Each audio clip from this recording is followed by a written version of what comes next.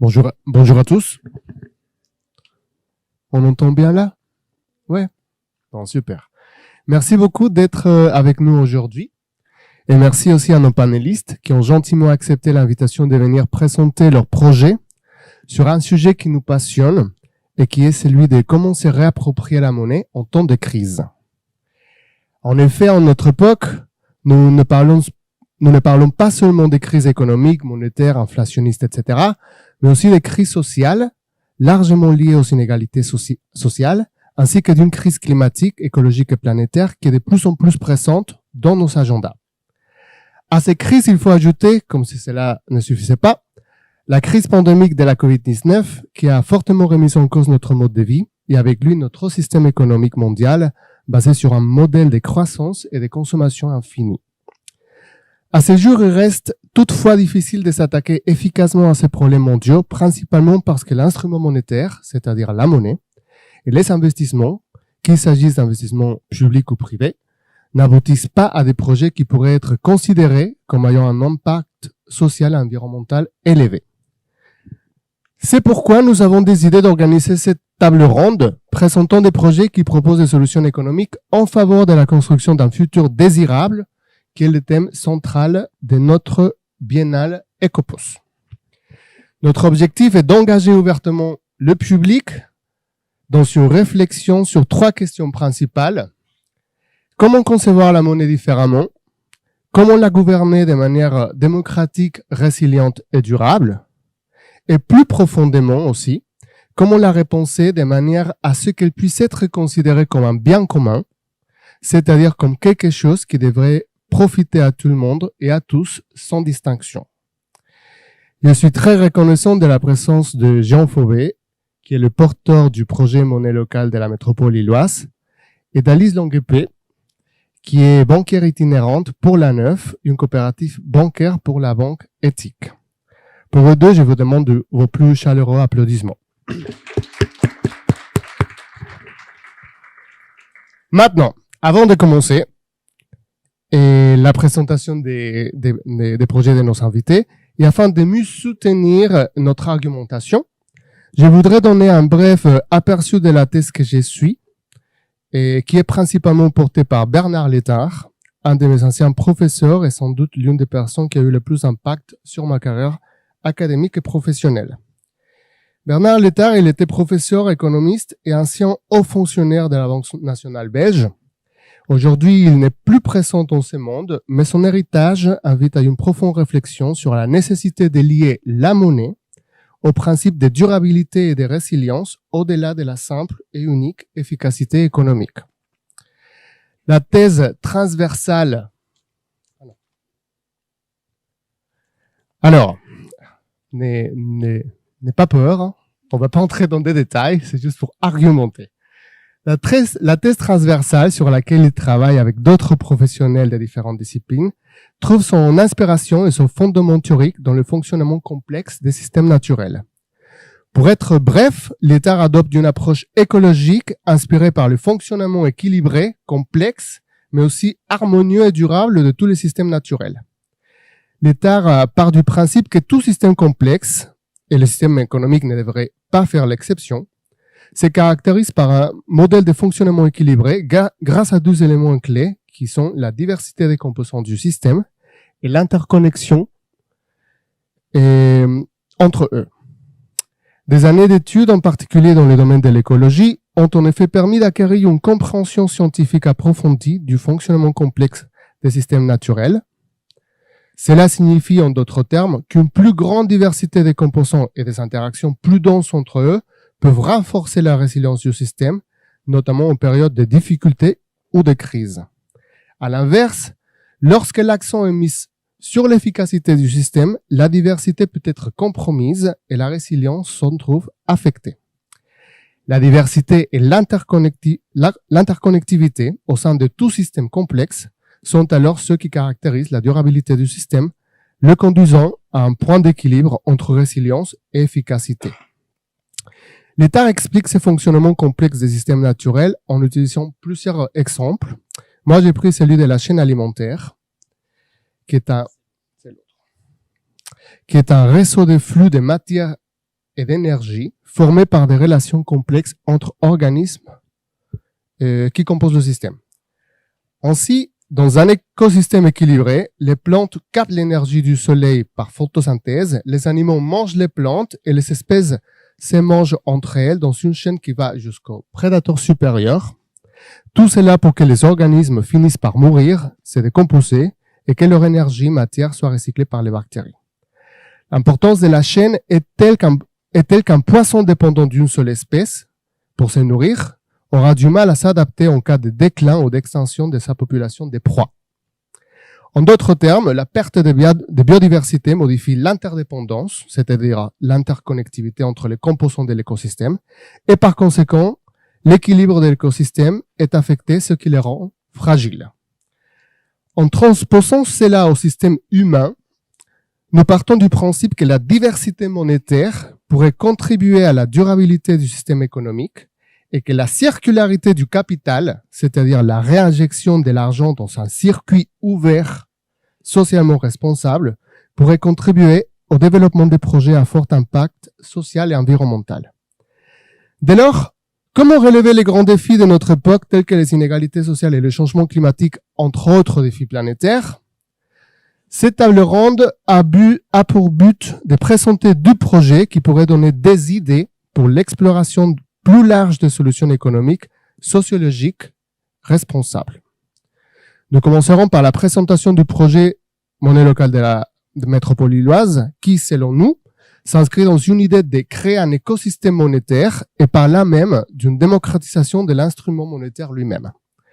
Nous passerons ensuite à la présentation du projet de la nef, qui vise à aborder la fonction finalité sociale de la monnaie et au sein de laquelle les investissements ont lieu afin de financer des projets socialement et écologiquement responsables.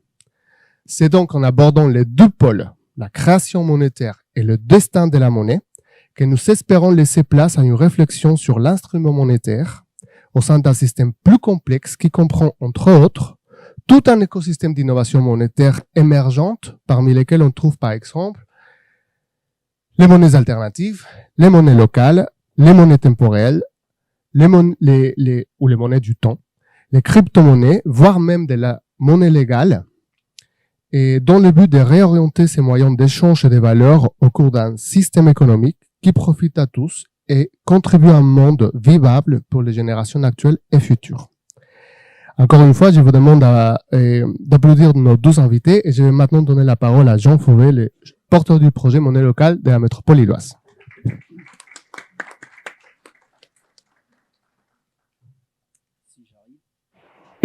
Ça marche? Ça marche, super. Bonjour à tous. Donc, je m'appelle Jean. Je vais d'abord me présenter très rapidement. J'ai travaillé pendant 15 ans à simplifier le paiement. Tout ce qui, je suppose que beaucoup d'entre vous utilisent du paiement biométrique ou du paiement sans contact. Moi, ce que j'ai fait, c'est par exemple, ça vous permettait aussi de payer votre plein d'essence sans même que vous ayez à sortir votre carte. Donc, simplifier le paiement. Après, c'est dans un contexte de, on va dire, de consommation, voire de surconsommation. Et il y a 2 ans, je me suis dit, comment je pourrais mettre à disposition de la société du bien commun mes compétences pour simplifier le paiement, mais pas dans le cadre de la surconsommation. En fait, comment on peut passer d'acheter plus à acheter mieux?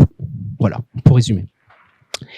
Merci Louis pour ton invitation. Alors, je vais juste commencer par vous poser une question. C'est quoi la monnaie? Quelqu'un a une définition à donner de c'est quoi la monnaie? Un système d'échange, ouais. Un outil d'échange, ouais, tout à fait. Et vous savez quelles étaient les premières monnaies au tout début? Ouais, bravo. Alors, le troc, en effet, le sel. Le sel a été la première monnaie. Donc, la monnaie, à un moment, tu parlais de nature. Et quand tu m'as parlé quand tu nous as invités, je me suis dit, tiens, je vais prendre au premier degré. Et en effet, la monnaie, au début, c'était vraiment la nature, c'était du sel. Puis ensuite, c'est devenu de l'or. Parce que, franchement, le sel, c'était compliqué à transporter. Puis, ça n'avait pas forcément la même valeur pour tout le monde. D'ailleurs, le sel, pour info, au début, c'était utilisé par les Romains, par les soldats romains, pour payer en fait l'armée. les soldats, et ça a été francisé en sol, et c'est devenu après solde, et c'est devenu aussi le mot soldat. Bon, j'ai découvert ça récemment, je trouvais que c'était assez marrant comme anecdote. Où est-ce que je voulais en venir? Ouais, donc en effet, donc c'est devenu de l'or, et au bout d'un moment, la monnaie, en fait, ils ont dit donc c'est de l'or, et puis après ils se sont dit l'or c'est quand même compliqué, il faut à transporter, donc ils ont décidé de se dire, eh bien on va le rendre de manière, on va créer le billet, quoi. En fait, la monnaie est devenue représentative. Elle est partie, passée de monnaie marchande à monnaie représentative. Et après, ils se sont dit, les gens se sont dit, bon, la monnaie, c'est bien sympa de l'associer à de l'or, mais finalement, dans les années 70, donc c'est relativement récent, hein, ils se sont dit, bah, la monnaie, on va plus l'associer à quelque chose de physique, on va l'associer à la notion de marché. Alors, ma deuxième question, maintenant, est-ce que vous savez comment est créée la monnaie? Comment on crée de la monnaie? D'où ça vient, la monnaie? Ça, c'est la monnaie centrale. Mais la monnaie que tu utilises, toi? Ça, c'est de la monnaie fiduciaire. Mais comment tu crées la monnaie fiduciaire? D'où ça vient? Est-ce que vous savez d'où ça vient, la monnaie? Un truc qu'on utilise tout. Vas-y, vas-y. Comment? Alors, la planche à billets, oui, mais derrière, en fait, quand tu crées trop de billets, ça dévalue la monnaie, en effet. Mais en fait, derrière, en fait, la monnaie, elle est créée par le crédit. En fait, la banque centrale dont tu as parlé, elle donne des licences à des banques commerciales, donc ta BNP, ta SOG, la NEF, de créer de la monnaie. Et en fait, elle te donne, donc elle crée ex nihilo de la monnaie à chaque fois qu'elle t'accorde un crédit. Ok. Pourquoi j'en arrive là? C'est qu'on voit que le contrôle de la monnaie, finalement, maintenant, il est contrôlé ou par la banque centrale ou par les banques. Et que banque centrale et banques n'ont pas forcément au cœur de leurs préoccupations le bien commun, elles n'ont pas au cœur de leurs préoccupations les enjeux environnementaux, elles n'ont pas au cœur de leurs préoccupations finalement le côté sociétal. C'est plutôt des aspects purement économiques, même si certaines changent, mais c'est vraiment très lent. Donc c'est suite à ça qu'on voit que la monnaie elle a perdu un petit peu son contrôle. Je suis peut-être un peu long là, non? J'ai pris combien de temps là? J'ai pris déjà 5 minutes, non? Bon, bon. On va remettre ça ensuite dans le contexte plus global de surfinanciarisation et de surmondialisation. On est dans ce contexte où où les flux monétaires, les flux d'investissement, donc la monnaie, vont globalement vers les entreprises financières. Le PIB mondial, c'est 90 000 milliards de dollars. La somme des actifs financiers, c'est 400 000 milliards de dollars. Et cette différence, qui est d'à peu près 4 des brouettes, elle s'accentue. Donc, les flux financiers, l'investissement va de plus en plus vers les sociétés financières. Et donc pas vers l'économie réelle. Et donc, c'est pour ça qu'est apparu, et ça c'est assez récent, hein, ça date grosso modo de la crise de 29. Et parallèlement, l'économie se globalise. Alors ce qui était génial, parce que tu disais à un moment que c'est les échanges, et moi je rajouterais que les échanges, le système d'échange, c'est aussi la paix, parce que c'est parce qu'on échange qu'on est dans un monde pacifié. Le problème, c'est qu'on on déséquilibre le système.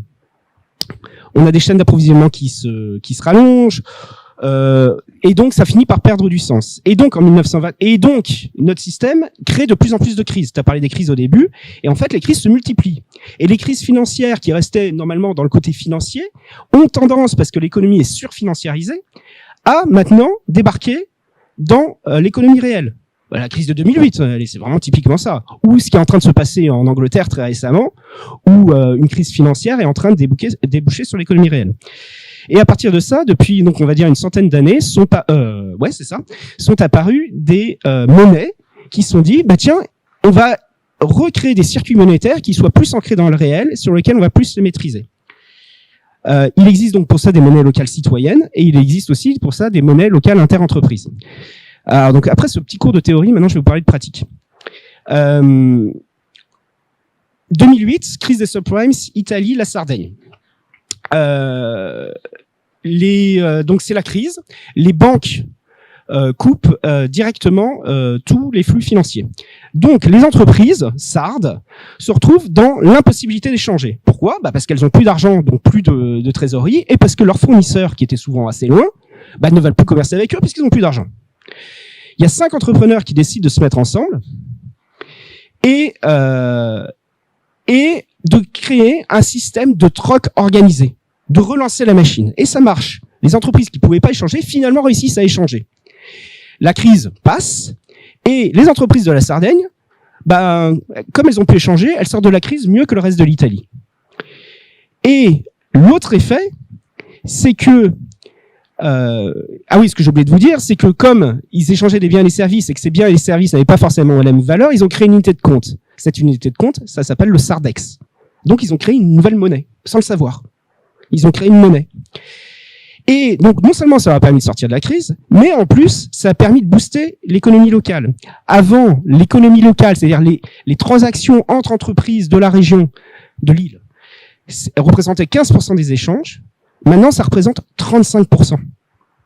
C'est-à-dire que la monnaie, le Sardex, représente près de 1% du PIB sarde, ce qui est gigantesque. Nous, notre objectif chez MLML, c'est de redonner du sens aux échanges et c'est d'installer un Sardex sur la communauté de la métropole lilloise. C'est de faire en sorte que les entreprises de notre territoire, exactement, aient la possibilité d'échanger entre elles en utilisant une monnaie dont on est en train de définir le nom. Et surtout, en fait, je vais vous donner un exemple très concret. On a un de nos adhérents, c'est un brasseur. Son réflexe, quand il a besoin de bouteilles de bière, c'est de regarder la Pologne. Parce que la majorité des bouteilles de bière sont fabriquées en Pologne. Il n'avait pas forcément le réflexe de regarder ce qu'il y a proche de chez nous. Parce que c'est plus compliqué, les personnes sont moins identifiées, il n'y a pas forcément la quantité suffisante, etc.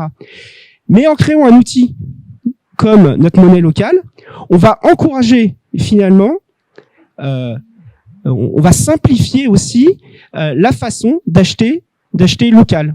Ça va à la fois créer une communauté et en fait on va se servir de l'outil monétaire pour créer une communauté, pour redonner du sens aux échanges.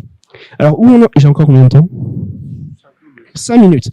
Alors pour vous dire où on en est concrètement, aujourd'hui on a 35 ans. Alors, je vais aller dans l'ordre. C'est un projet qui avait été initié il y a quelques années de manière très, très, très démocratique. C'est parti d'un groupe de 700 personnes qui se sont réunies dans un amphithéâtre et qui se sont dit qu'est-ce qu'on peut faire pour redonner les échanges, pour redonner du sens à nos échanges. Après moult péripéties, on en est arrivé à la création d'une association qui combine à la fois des collectivités, des entreprises, des citoyens.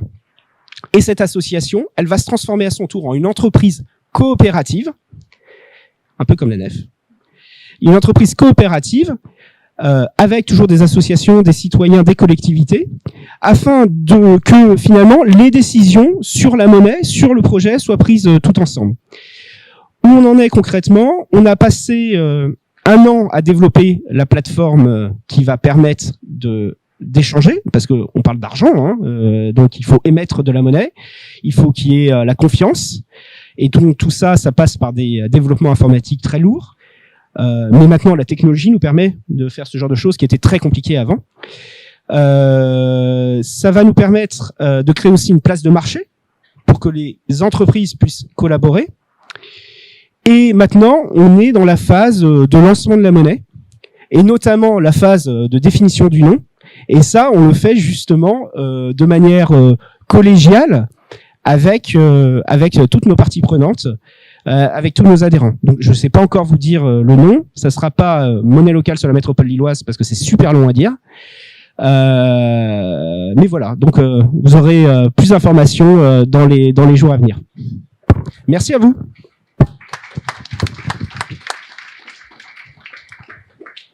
Avant de passer aux questions du public, je voudrais également donner la parole à Alice Donguepé, banquière itinérante de la Nef, une banque coopérative pour la banque éthique.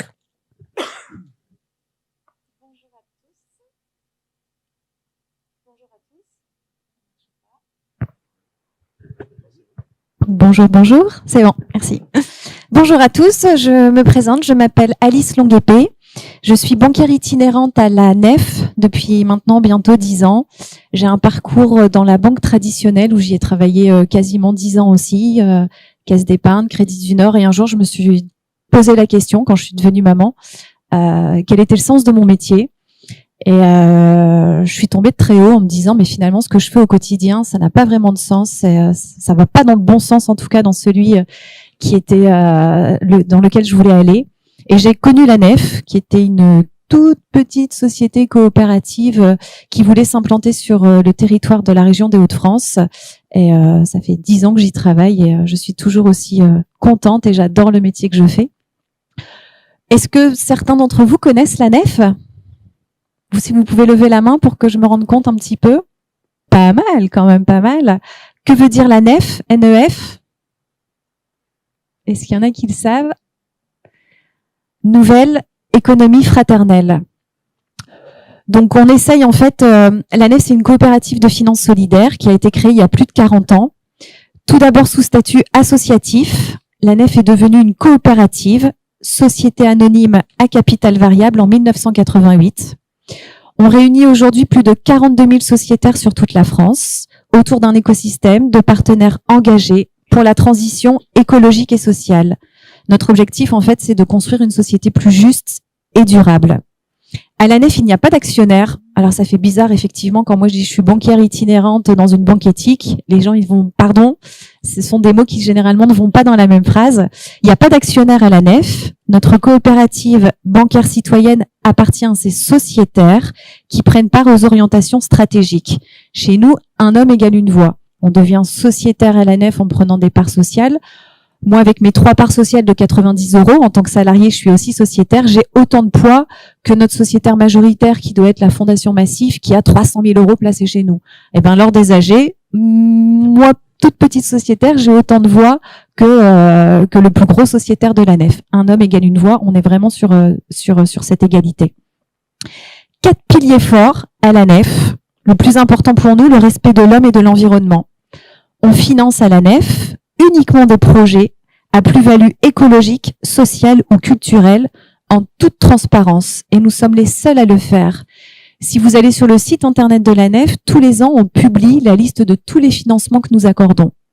D'un côté, des citoyens qui placent une partie de leur épargne chez nous, sur des produits très très simples, livrés compte à terme, et on utilise tout cet argent pour prêter à des entreprises, peu importe le statut social. Ce qui compte, c'est l'objectif, c'est l'intention de ce projet, qu'il soit en création, en développement, en reprise, peu importe.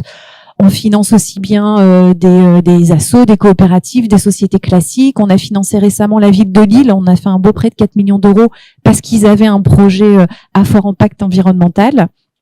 En fait, c'est ça, c'est le circuit court de l'argent. Et en toute transparence, parce que je vous mets au défi d'aller dans vos banques. On a tous un compte bancaire aujourd'hui sur les banques traditionnelles. Je vous mets au défi d'aller questionner votre banquier pour savoir à quoi servent vos économies dans la banque où vous êtes. Donc, depuis la création de la Nef, nous nous engageons dans la gestion transparente et responsable des fonds citoyens qui nous sont confiés et nous nous efforçons de vulgariser la finance. C'est vrai que on a l'impression, puis c'est pas un sujet qui intéresse souvent la finance parce que c'est complexe. On essaye de se poser des questions, c'est très opaque, on n'a pas souvent les réponses et on laisse tomber souvent. Nous, à la Nef, on essaye vraiment d'être le plus, transparent certes, mais le plus simple finalement. C'est pas très compliqué, hein, cet argent qui est au sein de notre société, s'il va toujours vers les mêmes, on voit les résultats que ça en découle. On parlait de crise tout à l'heure.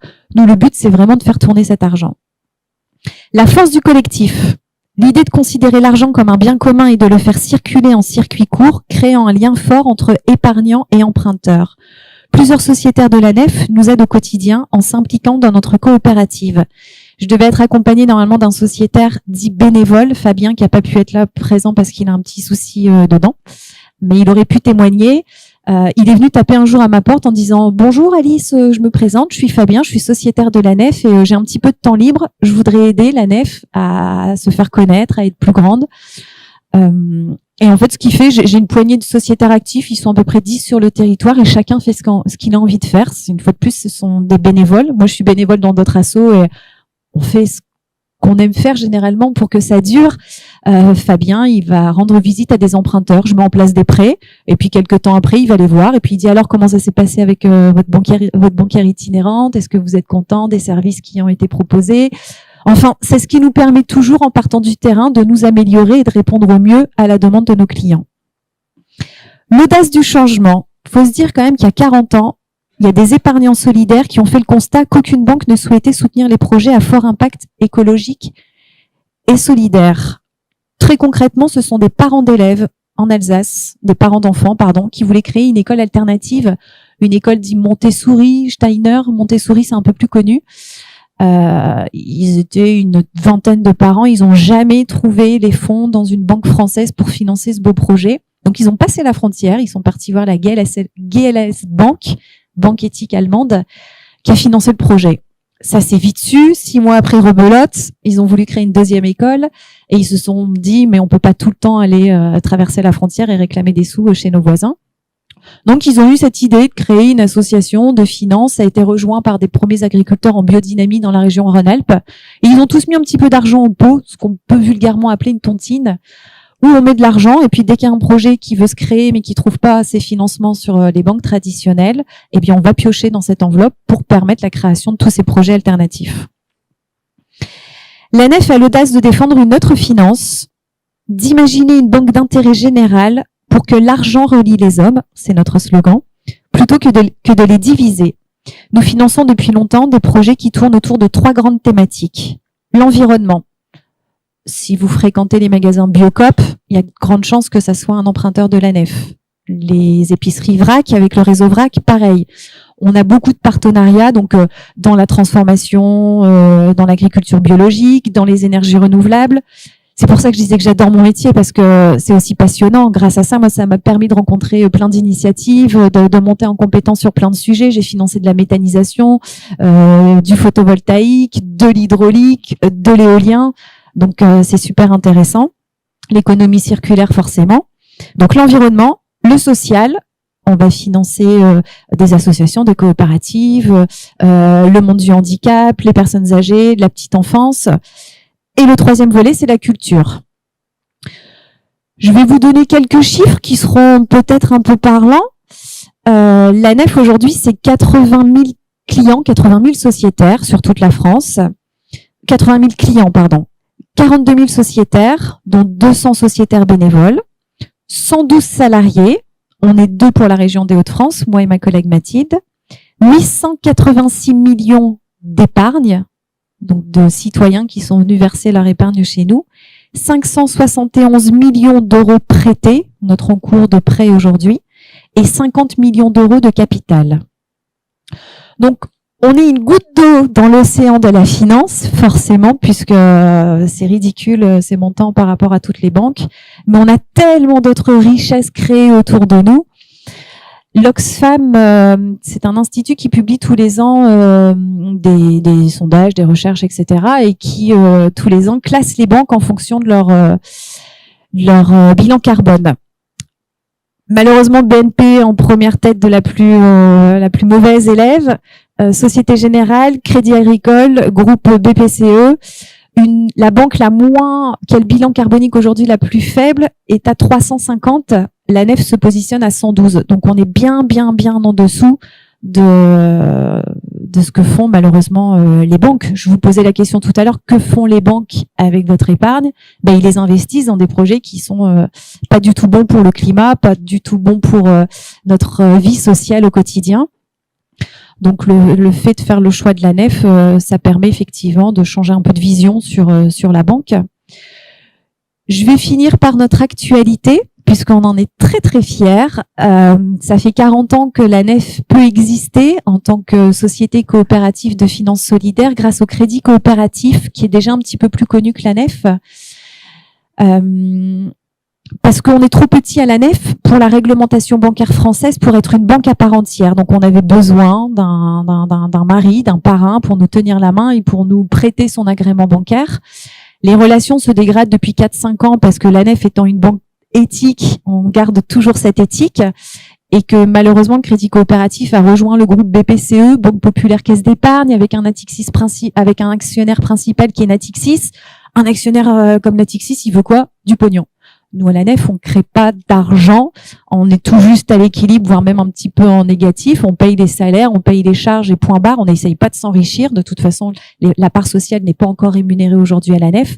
Les 30 € que j'ai mis il y a 10 ans pour devenir sociétaire, ils valent toujours 30 € aujourd'hui. C'est pas le but que 1 € aujourd'hui fasse 1,20 € demain. C'est pas facile à comprendre dans le monde actuel qui nous entoure. Mais en tout cas, c'est notre parti pris. Les relations avec le Crédit Coopératif sont pas top, donc on a essayé de changer de crèmerie, comme on dit, de trouver un autre adosseur. On n'a pas réussi parce qu'on est peut-être difficile, on est peut-être très différent. En tout cas, l'ACPR, qui est l'autorité de contrôle prudentiel et de régularisation qui donne les agréments bancaires, nous a soufflé à l'oreille en début d'année qu'on pouvait peut-être devenir la première banque éthique et autonome de France. On a déposé un dossier au 30 juin et c'est en train de se concrétiser. Pour cela, on a forcément besoin d'augmenter nos fonds propres, 50 millions € de capital aujourd'hui. Si on veut continuer à prêter autant, il y a des ratios de solvabilité à respecter au sein des établissements. Il faut qu'on aille chercher de nouveaux sociétaires, il faut qu'on aille chercher du capital social. Donc, on a lancé une campagne. Je participe au bigbank.com et si vous le souhaitez, vous pouvez prendre partie à ce beau projet de première banque éthique autonome de France.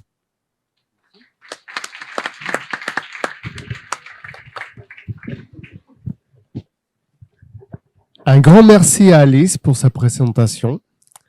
Et maintenant, il est temps de vous écouter. Réactions, commentaires, critiques constructives.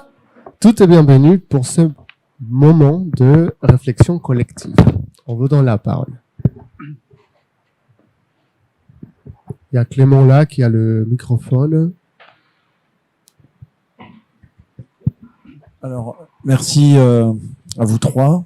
J'ai une petite question à savoir, vous disiez Alice que vous étiez la seule banque à investir dans des projets éthiques, des projets de transition, mais à ma connaissance, il y en a d'autres à l'étranger, Triodos ou Van City au Canada. Alors quelle est la différence entre la Nef et ces autres banques? Et puis, est-ce que le modèle, justement, qu'elles ont et dont vous parliez, là, du modèle en évolution de la Nef, est-ce que c'est une inspiration pour vous? Très bonne remarque, c'est vrai. On a des homologues, des copains, on n'est pas concurrents, on a des copains d'autres banques éthiques qui existent dans les autres pays européens, Triodos aux Pays-Bas, en Belgique, GLSL Bank en Allemagne, Banca Etica en Italie. D'ailleurs, on leur a piqué le nom de banquière itinérante, qui est ma mission. Vous avez raison, mais en France, ça n'existe pas. Et c'est ça qui est quand même assez aberrant, c'est de se dire ça existe un peu partout en Europe parce que la réglementation bancaire est plus souple dans ces autres pays. En France, elle est plus stricte. Tant mieux pour nous, épargnants, parce que ça nous évite, lors des crises comme on a eu en 2008, d'être moins concernés en tant qu'épargnants de nos établissements bancaires. Mais ça existe ailleurs, dans les autres pays. On s'inspire d'eux. On a même essayé de créer, il y a quelques années de ça, la première banque éthique européenne. Ça n'a pas fonctionné tellement les réglementations sont différentes, mais vous avez entièrement raison. On a d'autres exemples desquels on s'inspire. On est beaucoup en contact avec eux d'ailleurs. Il y a la Banque Suisse Alternative qui vient de prendre part à notre projet en nous versant 2 millions €. On voit qu'on s'entraide, même si on ne peut pas juridiquement se structurer.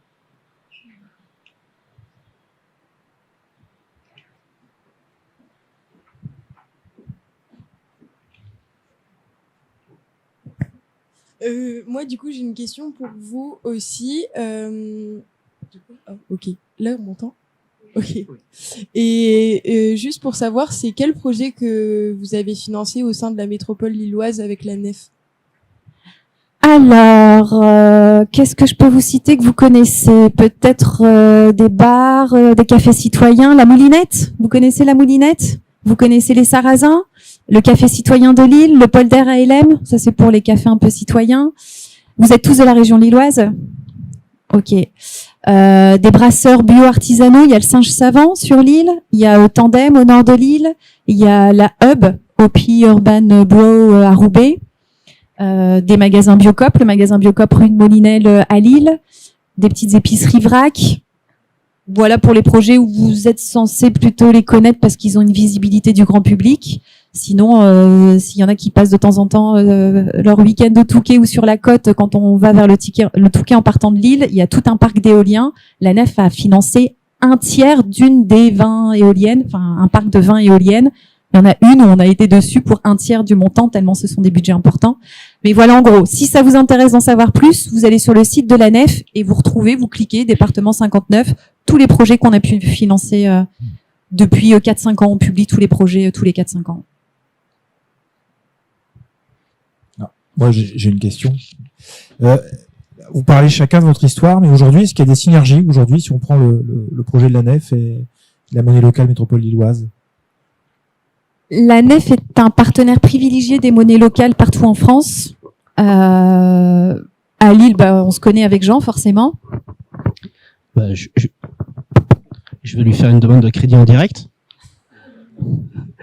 Mais oui, en fait, faut savoir que déjà on a un statut. On a aussi un statut coopératif. Vous m'entendez là? Ouais.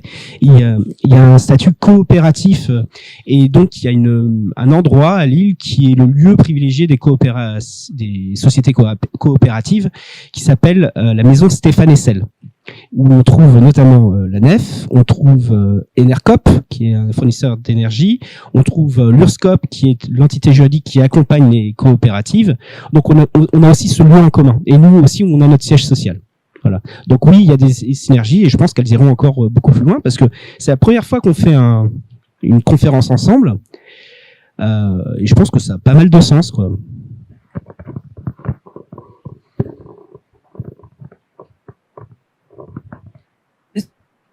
En fait, on se rend compte qu'il y a beaucoup d'alternatives dans la vie de tous les jours. Moi, c'est ce qui m'a permis d'évoluer à titre personnel quand je suis arrivée à la nef il y a 10 ans, où j'étais une banquière assez classique. Je venais de faire construire ma maison. On avait fait un peu de géothermie parce que c'était à la mode à l'époque, mais pas pour l'aspect environnemental. Et en fait, c'est génial parce que dans tous les volets de notre aspect du quotidien, la mobilité, la santé, l'éducation, notre façon de consommer, dans tous les volets, il y a une alternative à ce que la société nous impose. On parlait d'Enercop, il y a Terre de Liens, et il y a plein d'acteurs sur la métropole. Il faut savoir qu'on est un territoire assez en avance par rapport aux autres régions. Comme la nef, c'est national, j'ai plein d'homologues dans toutes les villes de France. À chaque fois, la région des Hauts-de-France, elle est mise en avant sur plein de sujets. Alors en Bretagne aussi, pas trop mal. Région Rhône-Alpes, qui commence à nous rattraper, mais on a ce temps d'avance et je pense que c'est dû au fait que dans les moments les plus difficiles, c'est là où on est obligé d'être le plus solidaire. Et vous savez comme moi que le territoire a vécu des années un peu difficiles sur son industrie, les gens étaient au chômage. Quand il y a de la pauvreté, il y a de la solidarité et c'est ça qui crée des beaux projets collectifs et citoyens qui, à mon sens, améliorent le monde de demain. Je voudrais savoir quels critères vous retenez pour financer un projet. Quel est le but de ce projet ? Ce ne sont pas vraiment des critères, on n'a pas de cases. C'est vraiment à l'instinct. Moi, je rencontre un porteur de projet. Il y a des projets évidents qui font du bien à l'homme ou à la planète, c'est évident, c'est ancré. Il y a des projets un petit peu moins. Je vous donne un exemple, un cabinet d'expertise comptable sur Villeneuve d'Ascq, statut classique. Qu'est-ce que la nef avait à financer ce cabinet d'experts comptables ? Sauf que ce cabinet se pose des bonnes questions, gouvernance partagée, un petit jardin potager autour des bureaux pour ses salariés. Ils étaient en train de créer un outil pour analyser l'extra financier de l'entreprise, voir quel était son bilan carbone, etc. Donc c'est plus un ressenti en fait avec le porteur de projet. Et j'ai pas la science infuse. Quand je ne sais pas, quand j'ai un doute, quand j'hésite, j'interroge mes sociétaires. Je parlais tout à l'heure de la dizaine de bénévoles qui gravitaient autour de moi. Je les réunis et puis je leur expose le projet et je leur dis est-ce que vous pensez que votre épargne peut aller au service de cette entreprise ? Donc c'est assez simple en fait. Mais c'est pas une grille de critères comme on peut retrouver dans certaines entreprises ou autres.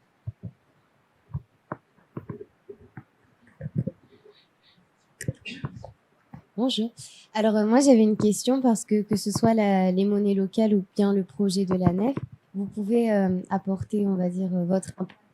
Il peut être global. Qu'est-ce qu'on pourrait faire nous à notre échelle pour pouvoir et avoir la possibilité, on va dire, de changer les actions, par exemple pour l'écologie. Alors déjà, vous pouvez rejoindre. Comment tu appelles le projet Big Bank pour la nef. Je veux dire là, c'est évident. Ça, c'est spontanément ce que je dirais. Ce que ensuite vous pouvez faire pour le projet que moi je porte. Excuse-moi, j'ai parlé pour toi en fait. Moi, j'adore tellement ton projet que voilà. Ce que vous pouvez faire ensuite pour le projet MLML, ça faut qu'on voit ensemble en fait, parce qu'en fait on est en pleine période de lancement. Je pense qu'il y a plein de choses à faire et il faut qu'on le définisse ensemble. Il y a quelqu'un qui était un petit peu en période de transition, qui a des compétences dans la com et qui a proposé son aide la semaine dernière. Donc oui, il y a des choses à faire et on va le définir ensemble. Et tu as parlé d'écologie à un moment. Je pense que la plus belle chose que tu peux faire en termes d'écologie, c'est de sensibiliser les gens. Tu auras 5 fois plus d'impact si tu sensibilises les gens que si tu fais les choses par toi-même. Alors, fais les choses toi-même, hein, bien sûr, mais sensibilise les gens. Moi, je passe à peu près un tiers de mon temps à former les personnes aux enjeux climatiques via la fresque du climat. Et je peux t'assurer que tu embarques un maximum de personnes là-dedans. Vous connaissez la fresque du climat ou pas? Ouais. Qui l'a faite? Ok, donc il y a encore beaucoup de personnes qui doivent en faire. Et donc, n'hésitez pas à en faire. Et d'un point de vue un petit peu plus général, en fait, c'est sa façon de consommer qui va faire toute la différence demain. C'est vrai qu'aujourd'hui, tu es dans ton canapé devant la télé, tu as envie d'acheter n'importe quoi, tu vas sur ton smartphone, tu vas sur Amazon ou sur des plateformes, on commande et moi, je jette la pierre à personne parce que c'est tellement facile, on a pris une mauvaise habitude. Le fait de prendre ton vélo, d'aller jusqu'à ton magasin vrac, d'acheter des produits locaux, bio ou pas, mais en tout cas local, en circuit court, c'est ce qui va faire toute la différence pour demain. Alors les gens des fois me disent ouais, mais t'as les moyens toi, comment tu fais pour acheter que des produits Bah non, j'ai pas plus les moyens que ça, c'est le système D. Tous les vendredis, je vais chercher mon panier à la ferme, je suis AMAPienne, AMAP, Association pour le maintien d'une agriculture paysanne. Donc on aide des maraîchers dans un petit village, j'habite dans la Pévèle à 25 km d'ici. On aide 2 maraîchers qui ont eu envie de redonner toute la bonne terre, enfin en tout cas de travailler la terre pour qu'elle redevienne riche et en faire profiter les habitants du coin. C'est un engagement, je paye 35 € par mois et j'ai un panier par semaine, je ne sais pas ce qu'il y aura dedans, en tout cas c'est délicieux et ça me force à cuisiner. Je prends mon vélo de plus en plus, alors c'est bon pour mes cuisses, mais c'est bon aussi pour la planète. Enfin, c'est tout bête, mais ce qu'il faut, c'est pas changer radicalement. Et chacun a son parcours. Faut chacun le faire de sa façon, parce que si ça devient épuisant, éreintant et qu'on donne pas une bonne image de ce qu'on fait, on n'encouragera pas les autres à le faire. Donc chacun a son rythme, mais pensez-y, un petit effort, un petit changement à la fois, et je pense qu'on y arrivera. Une autre question, ouais. Est-ce qu'en tant que particulier ou en tant que privé, on peut se sentir concerné par le NEF qui est seulement pour les plus gros acteurs? Aujourd'hui, on n'ouvre que des comptes professionnels. Pour les emprunteurs de la nef, uniquement des personnes morales, on ouvre des comptes professionnels. Avec ce projet d'être la première banque éthique de France, on a cette volonté, c'est aussi pour ça qu'on veut le devenir, d'être aussi une banque de particuliers. Aujourd'hui, un particulier, il peut prendre des parts sociales, ouvrir un livret ou un compte à terme. Point barre. Ce qui est déjà pas mal. Et demain, si on arrive à obtenir cet agrément et si on arrive au bout de notre projet, on pourra ouvrir des comptes particuliers pour tous les citoyens engagés. Moi, j'ai peut-être une question.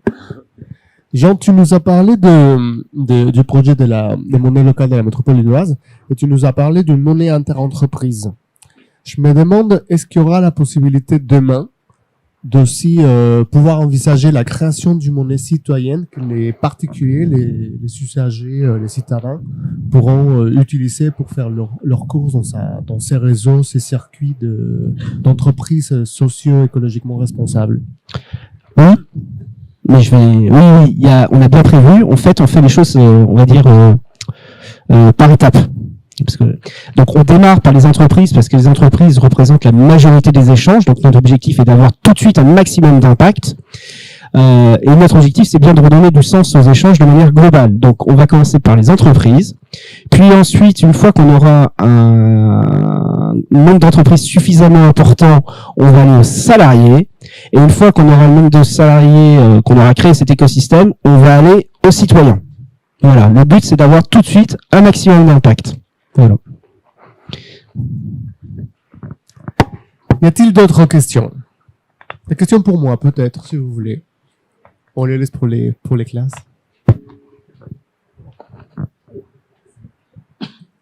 Moi, j'aimerais bien savoir si vous pensez qu'au long terme, c'est possible que la majorité des banques soient éthiques ou c'est vraiment pas possible? C'est une question qu'on se pose tous. Moi, j'ai envie de te répondre oui. Je sais pas si vous connaissez Julien Vidal. C'est un auteur journaliste qui a écrit un livre, ça commence par moi. Et depuis 1 an et demi, il a créé les 2030 glorieuses. C'est-à-dire, on se projette en 2030 de façon totalement utopiste. Et il m'avait interviewé, il m'avait posé la question, comment tu te vois en 2030? Quel job tu feras? Déjà, je travaillerai que 4 jours par semaine parce que le 5e jour, il sera consacré à décarboner et à débétoniser la ville. Sinon, on est tous morts demain. Alors, c'est utopiste, en même temps un peu alarmant, mais ça permet de tirer la caricature. Et je disais, moi, je serai toujours à la nef, mais je reclasserai tous les banquiers finalement parce qu'il n'existera plus d'autres banques à part la nef, puisqu'elles seront pas éthiques, les autres banques, et je reclasserai tous ces petits malheureux banquiers qui devront travailler avec nous pour répondre à la demande. Donc j'ai envie de te répondre oui, j'espère qu'un jour toutes les banques seront éthiques, et tant mieux. On m'a déjà aussi posé la question, ça te fait pas peur la concurrence, les pubs du Crédit Agricole ou du Crédit Mutuel qui se revendiquent banque de sociétaires, etc. Mais tant mieux, si ces grandes banques, elles prennent un tout petit peu exemple sur la nef, si on peut influencer, nous, les gros mastodontes, à changer un petit peu, même si c'est du greenwashing pour la plupart du temps, le pari est gagné. Si demain la nef n'existe plus parce que toutes les banques se sont mis à faire de la vraie finance solidaire et éthique, pari gagné. Il existe d'autres façons aussi à un niveau un peu moindre. C'est vrai que j'ai pas parlé des copains de la finance solidaire. On s'est structuré sous forme de pôle de la finance solidaire avec la nef. Les cigales, est-ce que vous connaissez les cigales? Les petits clubs d'investisseurs. Je suis cigalière, j'ai créé ça avec quelques potes. Tous les mois, on met un peu de sous sur un compte, entre 10 et 15 euros pour vous dire. Quand on a un petit peu de sous, on va avoir un projet et on dit, est-ce que vous voulez qu'on vous aide à vous créer? Alors on met 2-3 000 euros en capital, c'est pas énorme, mais pendant 5 ans, on est des parrains, des représentants, des ambassadeurs de ces projets. Il y a une crèche coopérative pas très loin de mon bureau où on a fait ça. Donc là, c'est votre épargne qui est mise directement au service d'un projet que vous choisissez, que vous accompagnez pendant 5 ans. Et il y existe aussi Autonomie et Solidarité, qui est une grosse cigale. Ça fonctionne un peu comme la nef, c'est uniquement sur le territoire des Hauts-de-France, mais au lieu que l'argent soit converti en prêt, l'argent est converti en capital au sein des sociétés. Si ça vous intéresse, Autonomie et Solidarité et les clubs cigales. Au-delà des questions, peut-être des commentaires, une réflexion que vous voulez faire. Je me permets de demander, non? Tu voudrais donner ton témoignage? Non, ça va? Bon, je me permets de demander toujours, sinon. Et, enfin, s'il y a plus de questions ou des commentaires, je laisse la porte un peu verte pour, non? Bon. Du coup, je pense qu'on peut commencer à conclure. Et déjà, merci beaucoup d'avoir accepté l'invitation, d'avoir présenté vos projets. J'espère que ça sera une source d'inspiration pour qu'on puisse tous déjà peut-être ouvrir un compte chez la nef et peut-être demain engager nos entreprises à adopter ou à faire part de ces projets de monnaie locale qui permet la je suis pas français, du coup j'ai du mal à réterritorialisation. Non, mais c'est un mot compliqué quand même. Hein. Des échanges, de la monnaie, de la production, de la consommation, et ensuite aussi de pouvoir conduire cette circularité de l'argent et dans un circuit qu'on pourrait considérer comme socialement responsable. On peut pas tout changer, mais on peut commencer par des actions individuelles qui à moyen long terme pourront influencer, comme tu le sais bien Alice, d'autres qui pourront servir de source d'inspiration pour d'autres personnes, pour reconduire aussi et leur manière d'investir, d'épargner et de faire circuler leur pouvoir d'achat au sein de notre territoire, de nos commerçants, nos artisans, etc. S'il vous plaît, ouais.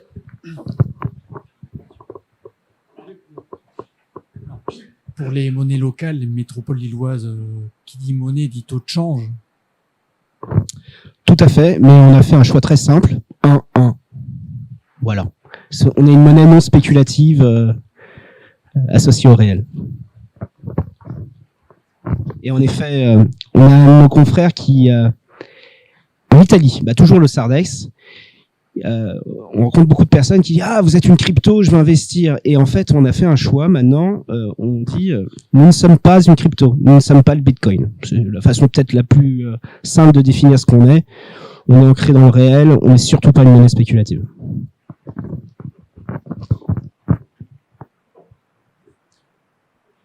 D'autres questions? Commentaires? Critiques? Constructives? Non? Bon, du coup, je vous remercie à tous.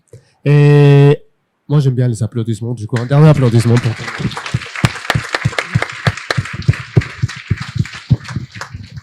Et bon, merci de votre attention et au plaisir de vous revoir bientôt. Et engagez-vous avec des projets comme ceux de nos invités aujourd'hui. Merci beaucoup. Merci à vous.